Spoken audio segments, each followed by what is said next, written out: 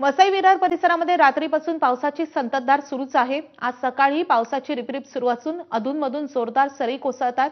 सततच्या पावसामुळे परिसरातील सखल भागामध्ये पाणी साचायला सुरुवात झाली आहे। याचा फटका सकाळी शाळेत जाणाऱ्या विद्यार्थ्यांना बसतोय। पाण्यातून वाट काढत त्यांना शाळेमध्ये जावं लागतंय।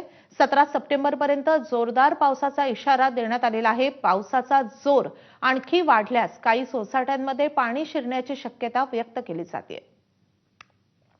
वसई विरार शहरामध्ये रात्रीपासूनच पावसाची संततधार सुरू आहे आणि सकाळीही पावसाने आपली इनिंग सुरूच ठेवलेली आहे। त्यामुळे अनेक सखल भागामध्ये जर बघितलं हे पाणी साचायला सुरुवात झालेली आहे। पावसाचा जोर हा अधूनमधून वाढत आहे। जोरदार सरी या कोसळत आहेत। त्यामुळे अनेक सखल भाग जो आहे हा आता पाण्याखाली गेलेला आहे। अशीच अवस्था वसई विरार या ठिकाणीही झालेली आहे। मी सध्या आता गालानगर या भागामध्ये आहे। गालानगरचा हा आपण भाग बघितला तर पाण्याखाली पूर्णपणे गेलेला आहे।